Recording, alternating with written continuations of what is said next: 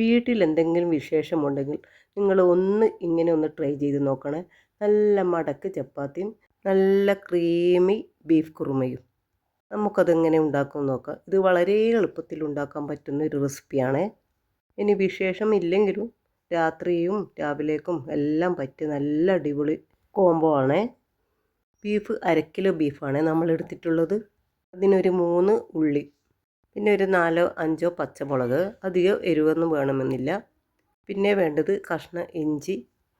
പച്ചമുളക് നമ്മൾ കീറിയിട്ടാണ് ഇട്ട് കൊടുത്തിട്ടുള്ളത്, ചതക്കേണ്ട ആവശ്യമൊന്നുമില്ല. ഉള്ളിയും പച്ചമുളകും നല്ലവണ്ണം വഴറ്റി വന്നാൽ അതിലേക്ക് ഇഞ്ചി കൂടി ചേർത്ത് കൊടുക്കണേ. ഇഞ്ചി നീളത്തിൽ അരിഞ്ഞിട്ട് ചേർത്താൽ മതി. എല്ലാം നല്ലവണ്ണം വഴറ്റി വന്നാൽ നമ്മൾ അതിലേക്ക് ബീഫ് ചേർത്ത് കൊടുത്ത് ഒന്ന് നല്ലവണ്ണം മിക്സ് ചെയ്യണേ. പിന്നെ ആവശ്യത്തിനുള്ള ഉപ്പും, പിന്നെ ഒരു 1/4 ടീസ്പൂൺ മഞ്ഞൾപ്പൊടി, പിന്നെ മല്ലിയില കൂടി ചേർത്ത് കൊടുത്തിട്ടുണ്ട്. ഒരേ ഒരു തക്കാളിയാണ് ചേർത്ത് കൊടുത്തത്. ഒരു തക്കാളി മാത്രം മതി. ഈ കറിക്ക് പുളി വേണ്ട. പിന്നെ നമ്മൾ ചേർത്ത് കൊടുത്തത് 1 ടേബിൾ സ്പൂൺ മല്ലിപ്പൊടിയാണ്. ഇതിലൊട്ടും തന്നെ മുളക് പൊടി ചേർക്കേണ്ട ഒരാവശ്യമില്ലേ. എല്ലാം കൂടി ചേർത്ത് നല്ലവണ്ണം വഴറ്റിയെടുത്ത് ബീഫായത് കൊണ്ട് തന്നെ ഒരേ ഒരു വിസിലടിച്ച് ഒരു 20 മിനിറ്റ് വളരെ ചെറിയ തീയിൽ വെച്ചാൽ മതി. 20 മിനിറ്റ് മാത്രം മതിയേ. പിന്നെ വിസിൽ ഊതണമെന്നൊന്നുമില്ല. സ്റ്റൗ ഓഫ് ചെയ്ത് അതിൻ്റെ എയർ നല്ലവണ്ണം പോയി കഴിഞ്ഞാൽ മാത്രം തുറന്നാൽ മതിയേ. അപ്പോൾ മാത്രമേ ബീഫ് നല്ലവണ്ണം വെന്ത് കിട്ടൂ. ഇത് പ്രത്യേകം ശ്രദ്ധിക്കേണ്ടതാണ്. അല്ലാതെ ബീഫ് 5 10 തവണ വിസിലടിച്ചെന്ന് കരുതി ബീഫ് എന്തായാലും വെന്ത് കിട്ടില്ല. അങ്ങനെ നമ്മളെ ബീഫൊക്കെ നല്ലവണ്ണം വെന്ത് വന്നിട്ടുണ്ട്. അതിലേക്ക് നമ്മൾ ഒരു 10 ബദാം കുതിർത്ത് വെച്ചിട്ടുണ്ടായിരുന്നു. ബദാം ഇനി കുതിർത്ത് വെക്കാൻ മറന്നെങ്കിൽ നിങ്ങൾ നല്ല തിളച്ച വെള്ളം ബദാമിലേക്ക് ഒഴിച്ചു കൊടുത്താൽ മതി. പെട്ടെന്ന് അതിൻ്റെ തൊലി കളയാൻ പറ്റും.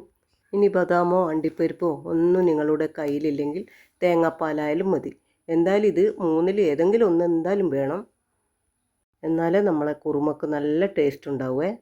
അങ്ങനെ നമ്മൾ ബദാം അരച്ചതും ചേർത്ത് കൊടുത്ത് കുറച്ച് പെപ്പർ പൗഡർ കൂടി ചേർത്ത് കൊടുത്തിട്ടുണ്ട്. ഒരു 1/4 ടീസ്പൂൺ ഗരം മസാല കൂടി ചേർത്ത് കൊടുത്തിട്ടുണ്ട്. പിന്നെ മല്ലിയില നല്ലവണ്ണം ചേർത്ത് കൊടുത്തോളൂ. മല്ലിയിലേൻ്റെ രുചി എന്തായാലും നമുക്ക് ഈ കറിക്ക് മുന്നിട്ട് നിൽക്കേണ്ടതാണ്. അതുകൊണ്ട് കുറച്ചധികം ചേർത്ത് കൊടുത്താലും ഒരു പ്രശ്നമൊന്നുമില്ല. ഈ കുറുമയിൽ നമ്മൾ ഒരല്ലിപ്പോലും വെളുത്തുള്ളി ചേർത്ത് കൊടുത്തിട്ടില്ലേ. വെളുത്തുള്ളി ചേർത്താൽ അതിൻ്റേതായ ഒരു വേറെ കുത്തലുണ്ടാകും. അതുകൊണ്ടാണ് ചേർത്ത് കൊടുക്കാത്തത്. നിങ്ങൾക്ക് ഇഷ്ടമുണ്ടെങ്കിൽ ചേർത്ത് കൊടുത്തോളൂ. അങ്ങനെ നമ്മളെ കുറുമയൊക്കെ നല്ലവണ്ണം റെഡി ആയിട്ട് വന്നിട്ടുണ്ട്. ഇനി നമുക്ക് ചപ്പാത്തി എങ്ങനെ ഉണ്ടാക്കുന്നത് നോക്കാം. ഇതൊരു 15 ചപ്പാത്തിയാണ് ഉണ്ടാക്കുന്നത്. അതിനായി നമ്മൾ ആദ്യം തന്നെ ഒരു മുട്ട എടുത്തു.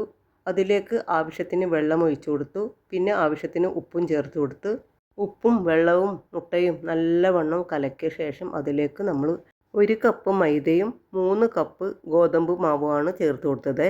മൈദ ചേർത്തത് പരത്തുമ്പോൾ നല്ലവണ്ണം നമുക്ക് വലിഞ്ഞ് കിട്ടണം. വെറും ഗോതമ്പ് ആവുമ്പോൾ പൊട്ടിപ്പോവും. നമ്മൾ വിചാരിച്ച പോലെ മടക്ക് ചപ്പാത്തി ഉണ്ടാക്കാൻ കുറച്ച് ബുദ്ധിമുട്ടായിരിക്കും. അതുകൊണ്ടാണ് കുറച്ച് മൈദ ചേർത്ത് കൊടുത്തത്. ഇനി നിങ്ങൾക്ക് മൈദ ചേർക്കുന്നത് ഇഷ്ടമില്ലെങ്കിൽ ചേർത്ത് കൊടുക്കണ്ട. നമ്മളെ ചപ്പാത്തിക്കുള്ള മാവൊക്കെ നല്ലവണ്ണം കുഴഞ്ഞ് വന്നിട്ടുണ്ട്. നല്ല സോഫ്റ്റായി തന്നെ കുഴച്ചെടുക്കാൻ ശ്രമിക്കണേ. എന്നാലേ ചപ്പാത്തി നല്ലവണ്ണം പരത്തിയെടുക്കാനും ചുട്ടെടുക്കാനുമൊക്കെ പറ്റും. നല്ല സോഫ്റ്റും ആയിരിക്കും. പിന്നെ നിങ്ങൾക്ക് എത്രയാണ് വലിപ്പം വേണ്ടത് അതുപോലെ ചെയ്തെടുത്താൽ മതി. നമ്മളിത് കുറച്ച് വലിപ്പത്തിൽ തന്നെ ഉണ്ടാക്കുന്നുണ്ട്. നിങ്ങൾ ഇതുവരെ എൻ്റെ ചാനൽ സബ്സ്ക്രൈബ് ചെയ്തിട്ടില്ലെങ്കിൽ ഒന്ന് സബ്സ്ക്രൈബ് ചെയ്ത് സപ്പോർട്ട് ചെയ്യണേ. കൂടെ ആ ബെല്ലൈക്കനും കൂടി ഒന്ന് അമർത്തിയേക്കണേ. കണ്ടോ, നല്ലവണ്ണം സോഫ്റ്റായി കുഴച്ചത് കൊണ്ട് തന്നെ പെട്ടെന്ന് നമുക്ക് പരത്തിയെടുക്കാൻ പറ്റുന്നുണ്ട്. പരത്തിയതിന് ശേഷം അതിലേക്ക് നമ്മൾ നെയ്യാണ് പുരട്ടി കൊടുത്തത്. നെയ്യ് പുരട്ടി ഓരോ ചപ്പാത്തിയും ഇതെങ്ങനെ മടക്കി വെച്ച് പിന്നെ നമുക്ക് പെട്ടെന്ന് ഇത് പരത്തി ചുട്ടെടുക്കാനും പറ്റും. ഇങ്ങനെ നിങ്ങൾ ഇതുവരെ ചെയ്തിട്ടില്ലെങ്കിൽ ഒരിക്കലെങ്കിലും ഒന്ന് ട്രൈ ചെയ്ത് നോക്കൂ. അടിപൊളി ടേസ്റ്റാണ്. ഇനി എന്തെങ്കിലും നിങ്ങളെ വീട്ടിൽ ആവശ്യമുണ്ടെങ്കിലും ഇങ്ങനെയൊക്കെ ഉണ്ടാക്കിയെടുക്കാം. വിരുന്നുകാരെയൊക്കെ നിങ്ങൾക്കൊന്ന് ഞെട്ടിക്കാനും പറ്റും. അങ്ങനെ എല്ലാ ഉരുളകളും നമ്മൾ നല്ലവണ്ണം മടക്കി ഷേപ്പാക്കി വെച്ചിട്ടുണ്ട്. ഇങ്ങനെ ആയാൽ പെട്ടെന്ന് നമുക്ക് ഓരോന്ന് ചുട്ടെടുക്കാനും പറ്റും. നിങ്ങൾ എൻ്റെ വീഡിയോ ആദ്യമായിട്ടാണ് കാണുന്നതെങ്കിൽ ഒന്ന് ലൈക്കും കമൻറ്റും ഷെയറും എല്ലാം ഒന്ന് ചെയ്തേക്കണേ. ഇനി നമുക്കൊരു പാൻ വെച്ച് പതുക്കെ ചുട്ടെടുത്താലും മതി. തീ അധികം സ്പീഡിലായാൽ കരിഞ്ഞു പോകും. അതുകൊണ്ടാണ് പറഞ്ഞത്.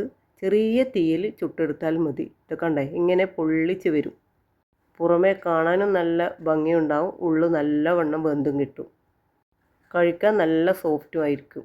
ഇത് ചൂടോടെ തന്നെ കുറുമയുടെയോ ഇനി ബീഫ് കുറുമ തന്നെ വേണമെന്നൊന്നുമില്ല, വെജിറ്റബിൾ കുറുമയുടെയോ ഏതിൻ്റെ കൂടെയും കഴിക്കാൻ പറ്റുന്ന അടിപൊളി ചപ്പാത്തിയാണിത്. നമ്മൾ ഇന്നത്തെ വീഡിയോ ഇത്രയേ ഉള്ളൂ.